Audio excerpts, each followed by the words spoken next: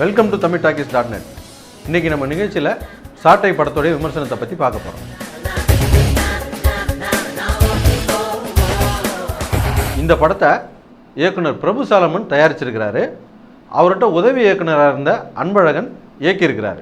Government ஸ்கூலில் பிள்ளைங்களை சேர்க்குறதே கௌரவ குறைச்சல்னு நினைக்கிற இந்த காலகட்டத்தில் ஒரு ஆசிரியர் மனசு வச்சா எதையும் சாதிச்சு காட்டலாம் அப்படின்ற சத்தான கருத்தோட சாட்டையை கையில் எடுத்திருக்கிறார் அறிமுக இயக்குனர் அன்பழகன்.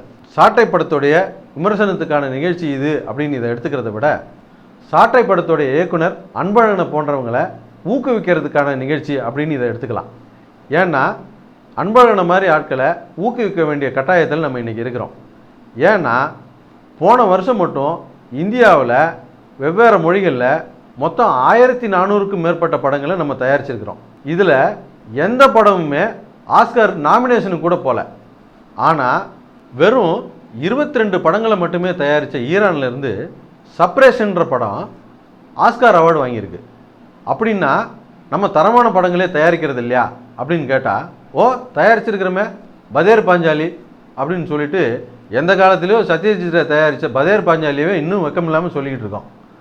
நம்ம இந்த காலகட்டத்தில் கூட அன்பழகனை மாதிரி பாலாஜி சக்திவேல் மாதிரி யதார்த்தமான படங்களை எடுக்கிறவங்களை ஊக்குவிக்கலைன்னா நம்ம என்றைக்குமே ஆஸ்கார் கனவுலாம் தொடக்கூட முடியாது. ஒரு முறை ஷோலே படத்துடைய இயக்குனர் ரமேஷ் சிப்பி பேசும்போது சொன்னார், என்னெல்லாம் சினிமாவுக்கு கதை எழுத சொன்னால் 5 பாட்டு 5 ஃபைட்டு, ஒரு கார் சேசிங், கொல்லக்கூட பாஸு இதெல்லாம் இல்லாமல் எங்களால் கதையே எழுத முடியாது. ஏன்னா நாங்கள்லாம் கிறுக்கப்பட்ட காகிதங்கள், மசாலா அப்படின்ற ஒரு சின்ன வட்டத்துக்குள்ளே மாட்டிட்டோம். எங்களால் அதிலேருந்து நாங்களே நினச்சா கூட வெளியே வர முடியாது. ஆனால் இன்றைக்கி சமுதாயத்துக்கு தேவையான யதார்த்தமான படைப்புகளை கொடுத்துக்கிட்டு இருக்கிற இயக்குநர்கள் நம்மளும் வரவேற்காமல் விட்டுட்டோம்னா பதேர் பாஞ்சாலி மாதிரி படைப்புகளை பார்க்க முடியாமலே போயிடும். அவங்களும் மசாலாங்கிற ஒரு சின்ன வட்டத்துக்குள்ளே போய் விழுந்துருவாங்கன்னு சொன்னார். அந்த அடிப்படையில் நம்மளும் இன்றைக்கி அன்பழகன் மாதிரி ஆட்களை வரவேற்காமல் விட்டுட்டோம்னா அவங்களும் மசாலாங்கிற வட்டத்துக்குள்ளே தான் போய் சிக்குவாங்க. இப்போ கூட சாட்டை மட்டும் என்ன அவ்வளோ தரமான படமா, அதில் என்ன குறைகளே இல்லையா அப்படின்லாம் பேசுகிறாங்க. இதே இந்த படம் இங்கிலீஷ்லேயோ உருதுலையோ தெலுங்குலையோ அல்லது வேறு ஏதாவது ஒரு புரியாத பாஷையிலோ வந்திருந்ததுன்னு வச்சுங்க, நம்ம ஆளுங்க என்ன பேசியிருப்பாங்கன்னா, இந்த மாதிரி படங்கள்லாம் தமிழில் எப்போ தான் வரப்போதோ அப்படின்னு பேசியிருப்பாங்க. ஆனால் இப்போ இந்த படத்தை நொட்ட சொல்லிக்கிட்டு இருக்காங்க. இதுலேயும் குறைகள் இருக்கத்தான் செய்யுது. இதில் உள்ள நல்ல விஷயங்களை மட்டும் எடுத்துக்கோமே. நல்ல விஷயம் அப்படின்னு பார்த்தா இதில் நிறைய இருக்குது. அது என்னென்னா, சுருக்கமாக சொல்லணுன்னா நம்மளுடைய அடிப்படை கல்வி முறையே தப்பு அப்படிங்கிறத படம் முழுக்க அங்கங்கே கோடிட்டு காட்டுறதுல அவர் தவறவே இல்லை.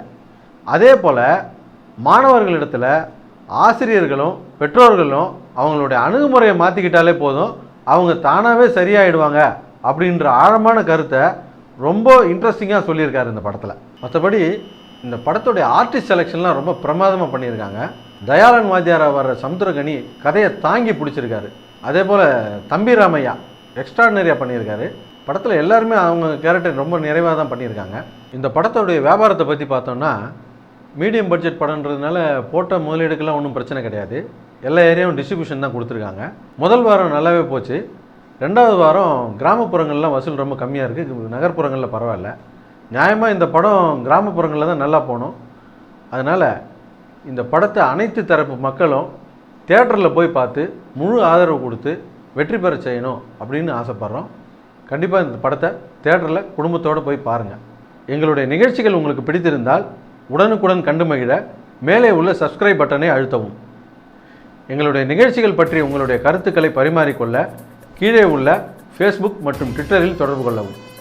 சினிமா பற்றிய செய்திகளை உடனுக்குடன் தெரிந்து கொள்ள www.tamiltalkies.net இணையதளத்தில் தொடர்பு கொள்ளவும். நன்றி, வணக்கம்.